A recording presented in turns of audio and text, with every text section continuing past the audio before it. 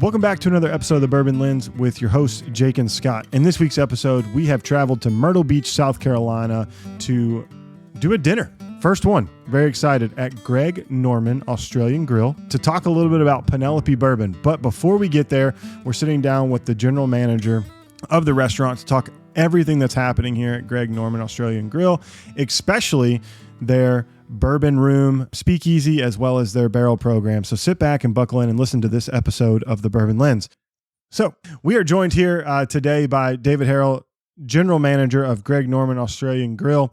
David, thanks for having us. It's been a long time coming, putting this together, working with your marketing team, but today's the day. We're actually sitting down here recording before the dinner tonight, and it's great to be here. As a longtime fan of Myrtle Beach, many vacations under my belt here. Shout out to the Forest Dunes for keeping me poolside and sunburnt many of my adolescent days. Excited to be here. I've been a fan of the restaurant, come here multiple times, but in this capacity, it's pretty cool. So thanks for having us. Oh, you're welcome. I'm glad you guys could make it. Yeah. So what's happening here in the restaurant? Myrtle Beach has continued to grow. It seems like I was telling them when we were driving in, there's new developments everywhere. It seems like people are still coming and enjoying the putt-putt capital of the world. Yes.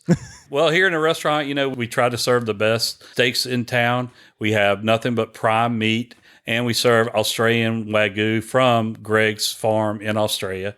So all our meat, a good portion of it, the Wagyu, is coming straight from Australia. And then all our steaks are prime, and that means it's 2% of the best steak in America that you can get. Mm. That sounds like a carnivore's dream. What do you think, Scott? Yeah, absolutely.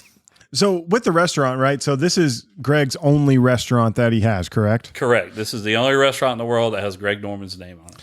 And so with that, like, what's it like working for one of the most famous golfers ever, the Shark? The Shark is great. He's fully dialed in on what goes on in the restaurant. He's a businessman.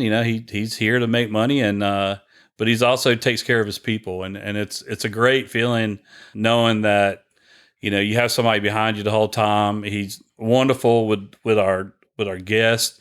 A couple of years ago, I texted him, said, "Hey, there's a lady that's been coming here for 20 years. She's turning 70. Could you send her a happy birthday video?" And he sent her a 5-minute happy birthday video, and it was it was the best thing that ever happened to her. Did he sing?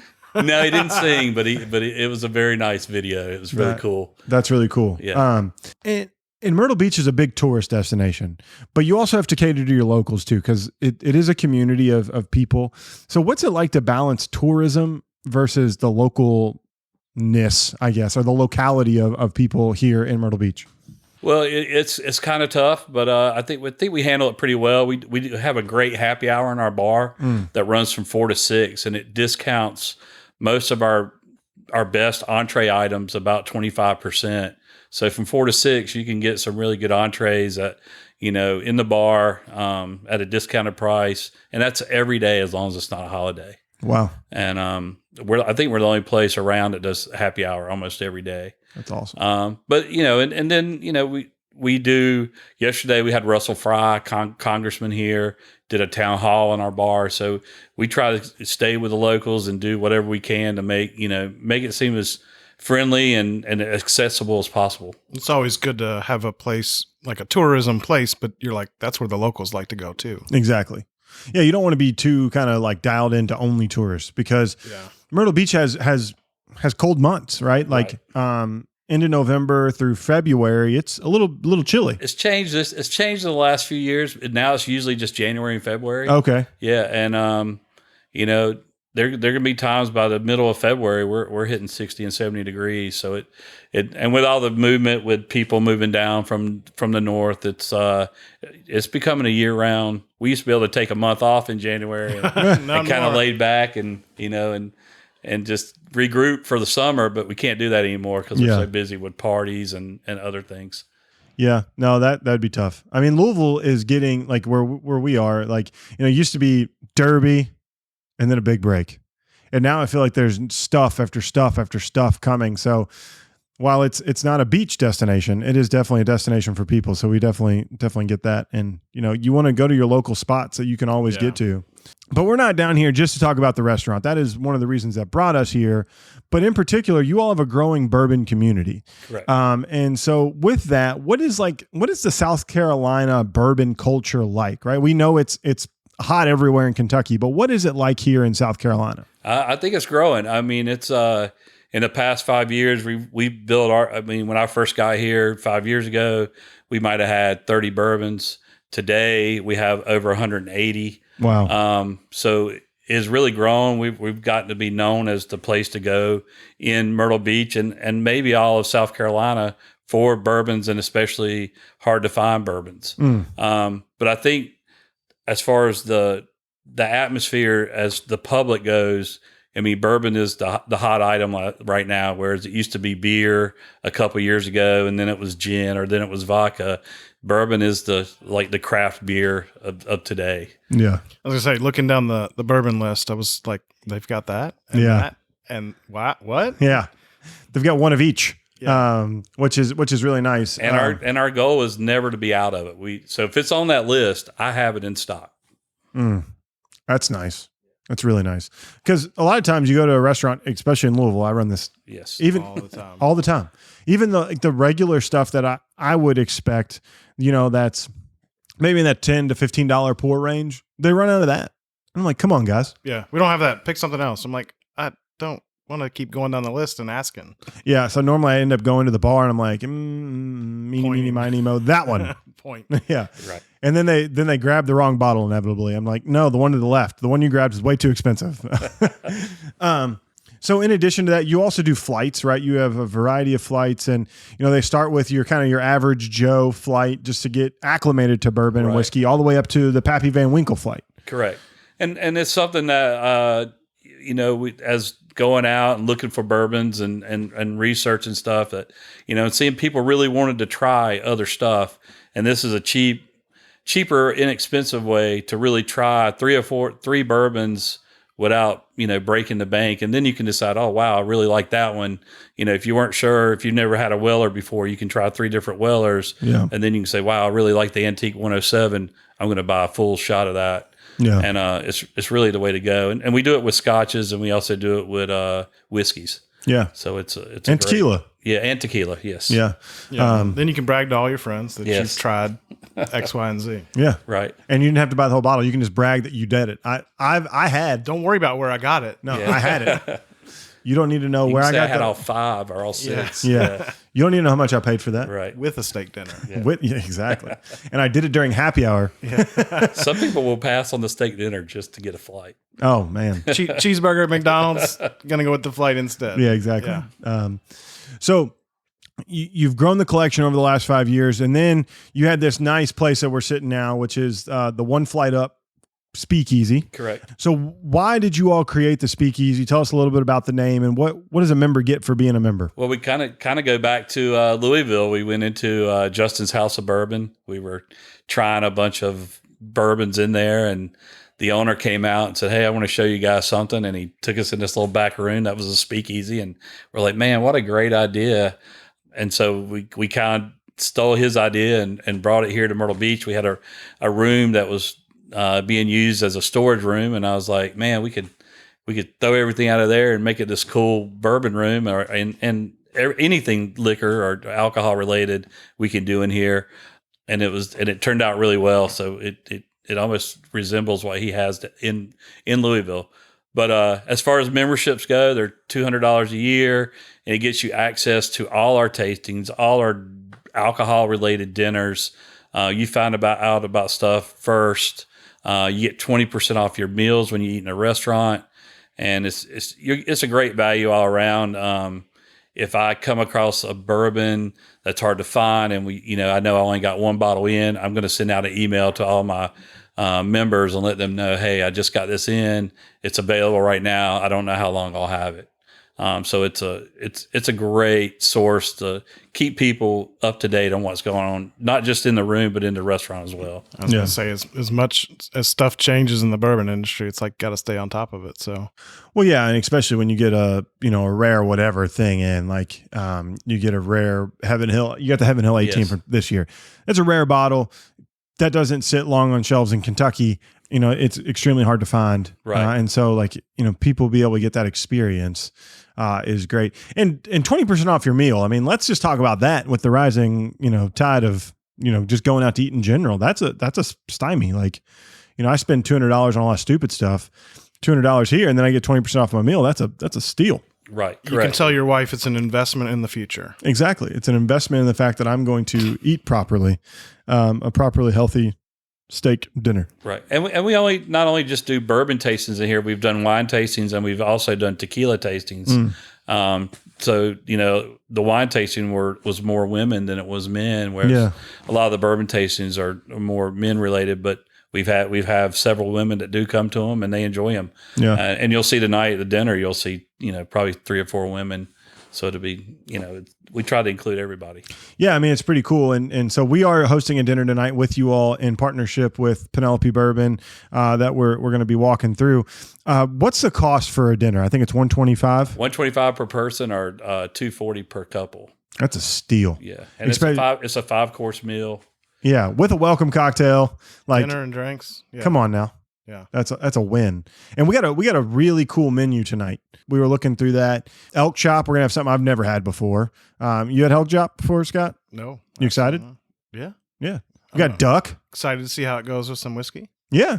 I mean, that's what we're here for. We're here to talk about it and taste it. So, in addition to all of the accoutrements, right, you also do barrel picking. Correct.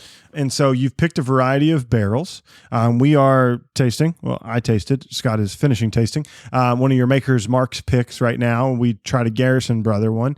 What's it like to go out and pick a barrel and bring your one flight up guest with you all to those experiences? Right. It's exciting because every barrel pick's kind of different. Like Maker's Mark is kind of like a science project. When you go out there, you're creating your own with using their bourbon as a base. And then with Jack, we just got back from Jack Daniel's about 3 months ago, and it was really cool because out there that they gave you a variety of barrels to pick from by tasting, and then you chose your own, and it was a really cool experience, and just and the stuff you learn that you don't see in the everyday making of these bourbons and stuff as you're walking around with those guys is really cool. Garrison Brothers is a treat for us. We're actually going back to Garrison Brothers on Sunday to pick another barrel because we only have like half a bottle left of our first pick, and we have a great partnership with them. It's Greg Norman's favorite bourbon. Okay, and he has it at all his charity events and everything. It's the only bourbon he'll allow in. So it's a really cool deal for them and a great partnership for us. But we kind of get the run of the place for like a day. We go in, we do everything from start to finish. We will pick the barrel, we will bottle it, we do the wax on the top of the bottle, we do all the handwriting on it, and we put the labels on it and we box it. So that we do it all from start to finish with them for a whole day. That's wild. And we drink a lot of bourbon. Yeah. How do you get through all that work? Yeah. I was going to say, how's your handwriting at the end of that? Oh, man. That's wild. Could you imagine? I've heard that the Garrison Brother experience is one of the best. It is. We like I said, we've done 4, and not just because they're a partner of ours, but just because it's such a cool experience. The first time we went out there was great. And then the second time we met with Dan Garrison, who's the owner, and we arrived at 9:00 in the morning. We were like, "Hey, where's Dan?" And they're like, "He's out cleaning a toilet." And here's a guy worth millions of dollars was cleaning a toilet at 9:00 on a Sunday morning. Yeah. And we were just thought that was like amazing that, he took the time to come out and hang out with us for the whole day. So it was really cool. Yeah. I mean, that's pretty sweet. Yeah. And if you like high proof whiskey, oh yes. I mean, Garrison is your go-to. Yeah. It's your one-stop shop. Yeah. Because I mean, the Lucky Barrel, we'll call it that we just got to try was $139.9. So I mean, it wasn't like it was low proof at all. No. It nearly hazmat. Yes. But it didn't drink that bad, like hot wise. But it's a plum forward whiskey. I mean, I think it was really good. big boy whiskey is what I like to call it. Garrison. Is. Yeah, get your britches on. Yeah. And get going. But let's talk about tonight. So, we've we've talked about, everything you all have to offer, which is a ton. Right. But tonight we're here to talk a little bit about that dinner. We've talked about some of the food. When you all host dinners, you traditionally bring brands in and they talk about it. What are you most looking forward to this evening as we kind of unpack it from a different angle, from a like a media perspective? Well, it's kind of cool because I personally don't know a lot about Penelope, and hearing other bourbon lovers talk about it, it's going to be very interesting and very cool to see that side of it where I don't have to do a lot of research. And because usually a lot of times it's me doing some research and figuring out stuff. But I get to talk about the food, and then, and I like watching because since we don't carry Penelope here until today, will be our first time carrying Penelope. It's going to be great seeing how people react to it as they try it for the first time here in the restaurant. Yeah. Scott, this is a new thing for us too, but we know a lot about whiskey. I feel like at this point, 6 years into this deal. What are you most looking forward to this evening? Really, it's the pairing. I mean, I kind of always like to hear why certain things were picked with a whiskey. Yeah. And then it allows you to like pick out certain notes of a whiskey, because to some people, all whiskey tastes like whiskey. Right. But when you have whiskey with certain foods or dessert or, chocolates and things like that, it really allows you to like dissect the whiskey a little bit easier. And my chef, his name is Zach Sundrini. He's done a real good job with all our tastings we've done. Yeah. He's been a part of he's been with the restaurant for 8 years now. Nice. He was a sous chef for 7. He took over as chef last year, but he's his last 2 dinners were excellent. And I expect nothing less tonight. I don't even do anything with him. Like I'd let him taste it, and he goes on and creates his stuff, and I have no say in it. Yeah, draws inspiration from the whiskey. Yeah, exactly. And we played around with a little bit, not much, and I think it's going to go super well tonight. The food looks great. I'm most excited about just interacting with people live, right? Like we get to do that on Instagram live. We get to do that like when we go to like Kentucky Bourbon Festival, but to be in a captive audience where people care about whiskey and they're here for a reason. Right. Like I'm in for that. Like Jake's a talker too. Right. What did That's you right, get? he's the host. What did you not understand about this podcast here? When there was 3 of us, it was a lot harder for me to get to talk all the time, and now I get to talk more.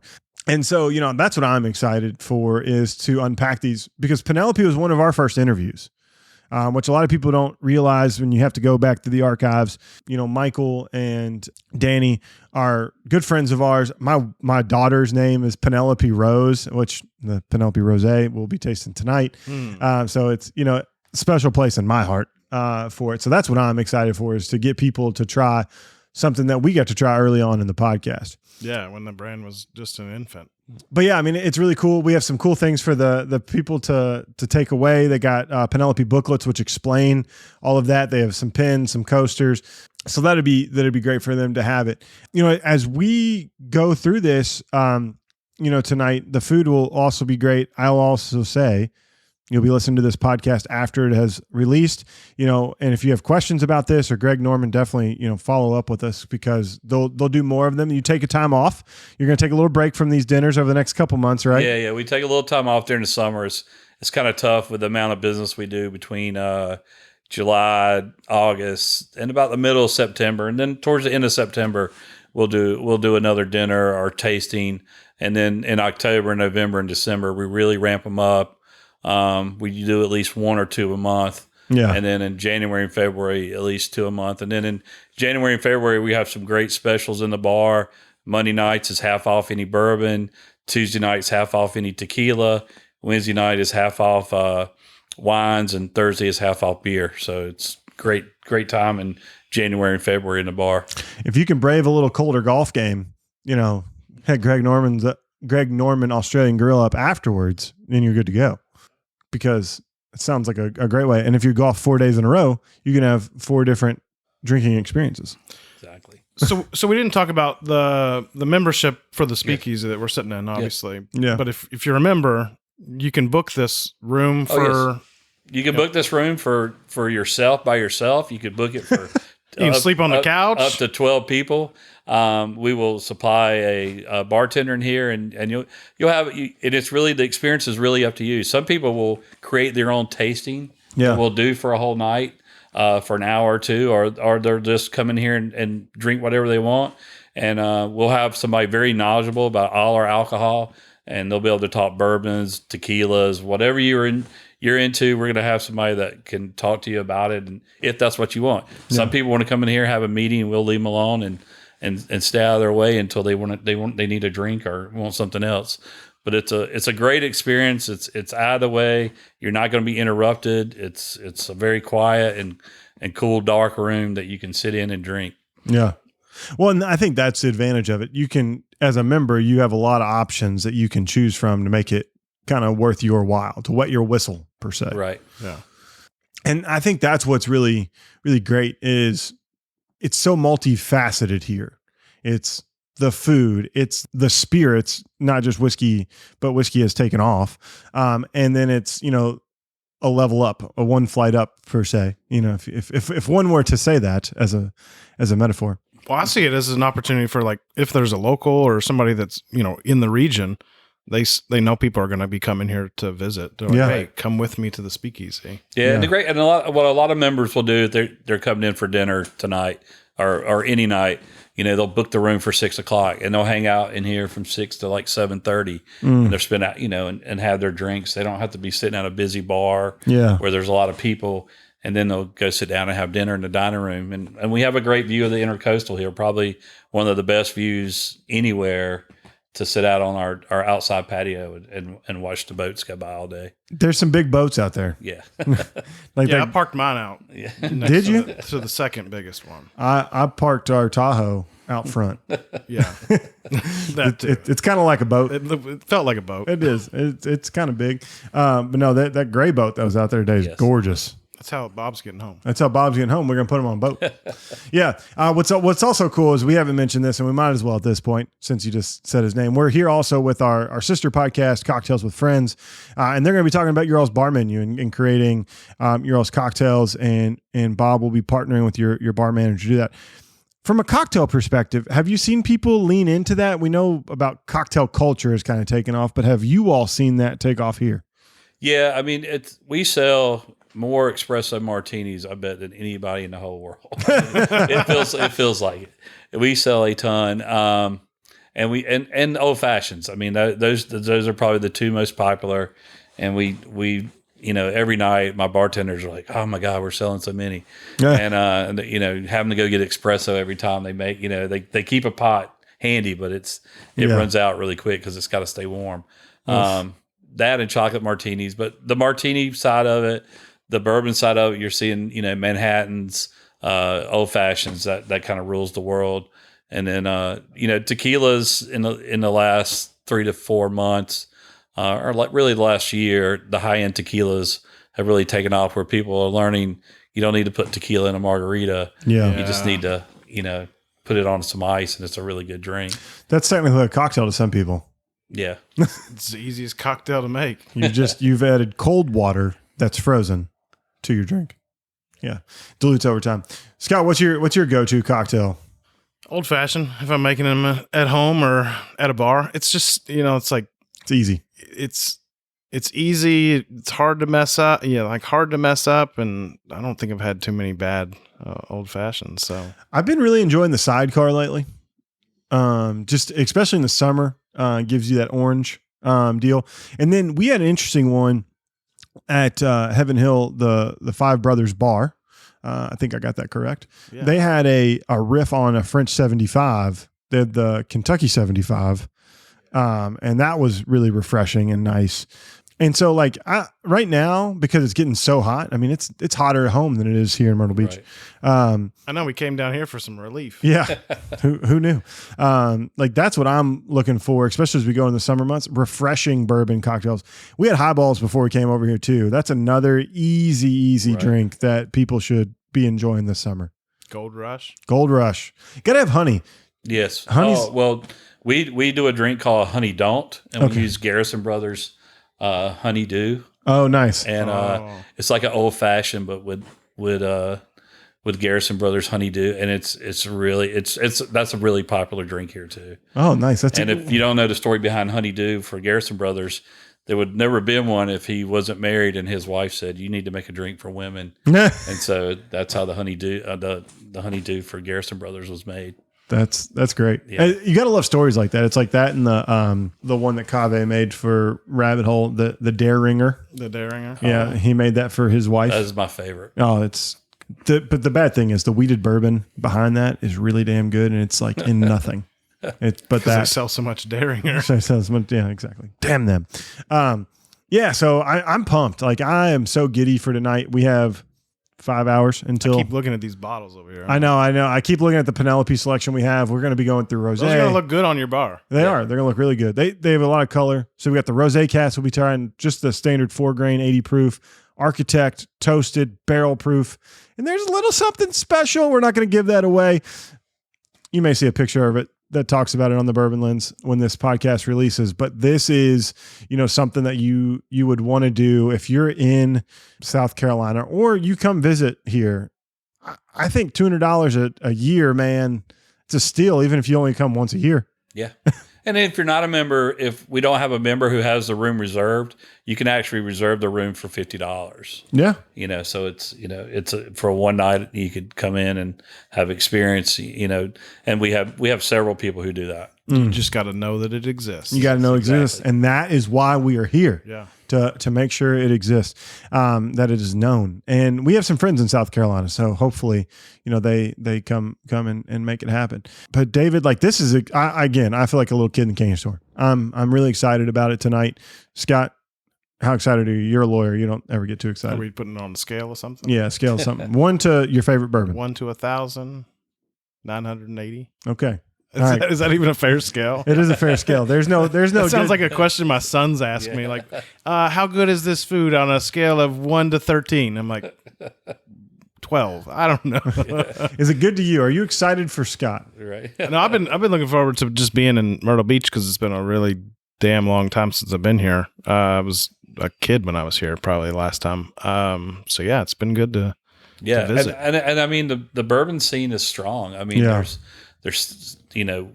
we're not the only ones who have great bourbon. There's several other restaurants. Yeah, you are. Yeah, you are. It's the only place. It's the only place to get bourbon in. Greg Norman Australian Grille. This is where the official bourbon place, the official Bourbon Lens bar of Myrtle Beach. Honestly, if you're looking for a rare pour, here. I mean, looking down the list, it's.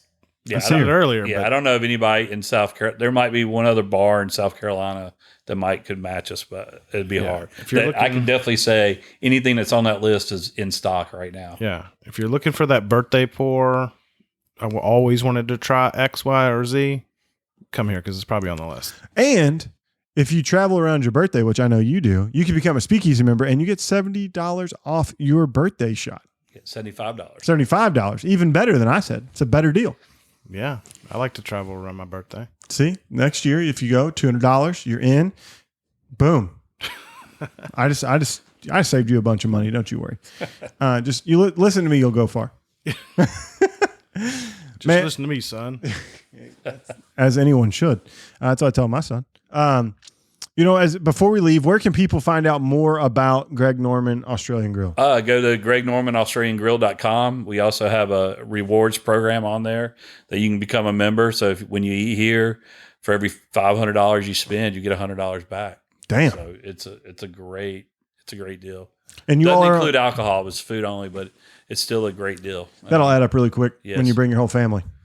And you all have a social media presence, right? Yes, we have Facebook and Instagram. Yeah. So you can find us on that. And then if you join, when you go online, when you go on our website, if you join there, you'll get emails about everything happening in the restaurant.